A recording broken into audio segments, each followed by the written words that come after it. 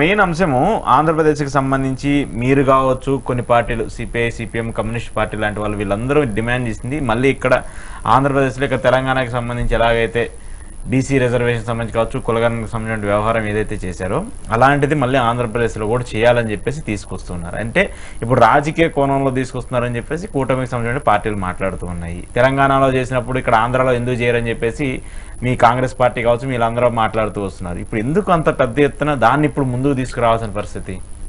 ఒకటి, జాతీయ స్థాయిలో క్యాస్ట్ సెన్సస్ చేయాలి, కుల జనగణన నిర్వహించాలి అని రాహుల్ గాంధీ గారు పూర్తి స్థాయిలో పోరాడిన తర్వాత మేము అధికారంలోకి వస్తే తెలంగాణలో క్యాస్ట్ సర్వే నిర్వహిస్తాం, క్యాస్ట్ సెన్సస్ నిర్వహిస్తాం. క్యాస్ట్ సెన్సస్ కూడా ఏ రకంగా అంటే సోషియో ఎకనామిక్ క్యాస్ట్ సెన్సస్ నిర్వహిస్తాం. అద్భుతమైన ఒక సైంటిఫిక్ మోడల్లో క్వశ్చనైర్ తయారు చేసాం. 56 ఏమో ప్రశ్నలు, ఉప ప్రశ్నలతో కలుపుకుంటే 75 ప్రశ్నలతో ఒక క్వశ్చనైర్ని తయారు చేసాం. ఆ క్వశ్చనైర్ ప్రకారం ప్రజల దగ్గర డేటా కలెక్ట్ చేసాం. సో ఆ డేటా కలెక్ట్ చేసిన తర్వాత తదనుగుణంగా స్థానిక సంస్థల్లో రిజర్వేషన్ని 22% ఉన్నదాన్ని బీసీ జనాభాకి 42% పెంచడం జరిగింది. సో ఇవాళ ఆంధ్రప్రదేశ్ రాష్ట్రానికి వచ్చేటప్పటికి ఒకటి, కేంద్ర ప్రభుత్వం ఒక అడుగు కాదులే 10 అడుగులు తగ్గిందని అనుకోవాలి. ఏదైతే రాహుల్ గాంధీ గారు భుజానికి ఎత్తుకొని ఇదే పార్లమెంట్లో నేను వీళ్ళతో ఒప్పించి తీరుతాను, బిల్లు పాస్ చేయించి తీరుతానని మాట్లాడాడు. సో బీజేపీ ప్రభుత్వం ఎప్పటికీ ససేమిరా అంటా వస్తున్న దాన్ని మేము క్యాస్ట్ సెన్సస్ నెక్స్ట్ పాపులేషన్ సెన్సస్లో క్యాస్ట్ సెన్సస్ చేస్తాము అని వాళ్ళతో ఒప్పించడం జరిగింది.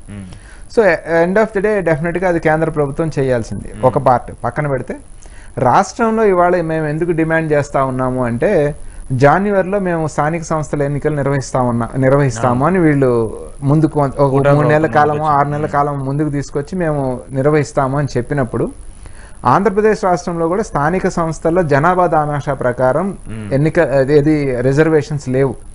సో బీసీల యొక్క రిజర్వేషన్ శాతాన్ని పెంచాలి అంటే మీరు ఏ కోర్టుకి వెళ్ళినా కూడా కోర్టు అడిగేది ఏమంటే మీరెవరు, మీరు ఎంతమంది, మీకు ఎంత ఇవ్వాలి.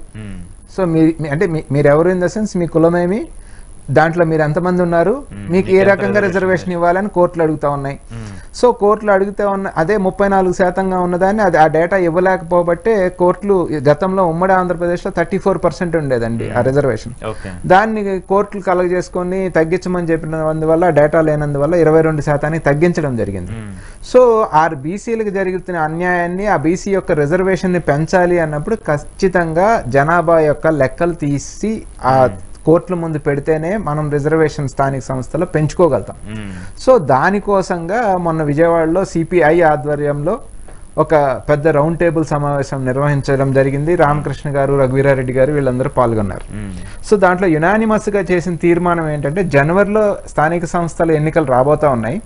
సో మీరేమో మేనిఫెస్టోలో పెట్టారు శాస్త్రీయంగా కుల జనగణన నిర్వహించి తీరుతాం అని కూటమి మేనిఫెస్టోలో పెట్టారు.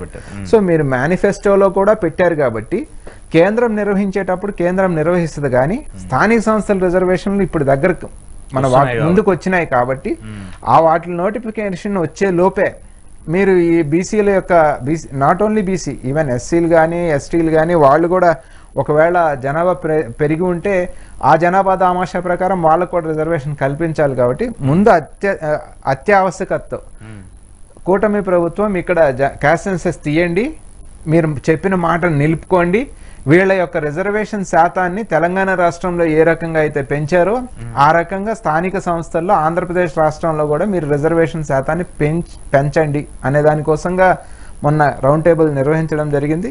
అన్ని కులాలు అన్ని పార్టీల యొక్క నాయకులు వాళ్ళందరూ పాల్గొనడం జరిగింది. యునానిమస్ గా తీర్మానం పాస్ చేయడం జరిగింది, అందరు సపోర్ట్ చేశారు. సో నిజంగా బీసీల యొక్క మేలు కోరేదే గనక తెలుగుదేశం పార్టీ కానీ కూటమి ప్రభుత్వం అయితే ఇప్పుడు క్యాస్ట్ సెన్సస్ నిర్వహించిన తర్వాతే వాళ్ళు స్థానిక సంస్థల ఎన్నికలు నిర్వహించాలి అని కూడా డిమాండ్ చేస్తా ఉన్నాం. పాసిబుల్ అవుతుంది, ఎందుకంటే ఉన్నది ఇంకా 3 నెలలు జనవరికి వాళ్ళు ఇక్కడ నెలలో కంప్లీట్ చేసాం. 15 రోజులు ఫిర్యాదులకి సమయం ఇచ్చారు. ఆల్ టుగెదర్ ప్రాసెస్ అంతా 2 months లో అయిపోయింది. ఇప్పుడు రేపు మోరోవర్ మీరేం పెద్ద కష్టపడాల్సిన పనులు కూడా కదా, ప్రశ్నపత్రం ఇక్కడ తయారై ఉంది, దాన్ని తీసుకొని ఆ ప్రశ్నపత్రాన్ని తీసుకొని మీకేమన్నా ఇంకా మేలు చేయాలంటే 1-2 ప్రశ్నలు యాడ్ చేసుకొని తీసుకొని వెంటనే విత్ ఇన్ ఏ మంత్, పైగా చంద్రబాబు నాయుడు గారు అంటేనే ఇది మన డిజిటల్ టెక్నాలజీ ఏఐలు చాలా స్పీడ్ కదా, విజనరీ కదా. సో మిగతా చోట్ల నెల జరిగితే అతను 15 రోజుల్లో చేయగల సమర్థత కలిగినవాడు కాబట్టి ఇమీడియట్ గా అది నిర్వహించిన తర్వాతనే స్థానిక సంస్థల ఎన్నికలు నిర్వహించాలి అనేది అన్ని పార్టీలు, అన్ని కుల సంఘాలు కూడా డిమాండ్ చేస్తా ఉన్నాయి అశోక్ గారు. ఓకే, చూద్దాం మీరేమి డిమాండ్ చేస్తున్నారు మరి చంద్రబాబు నాయుడు గారు కులగణనకి సంబంధించి ఏమైనా ముందుకు వెళ్తారా లేదా అనేది కూడా చూద్దాం సార్. Thank you sir.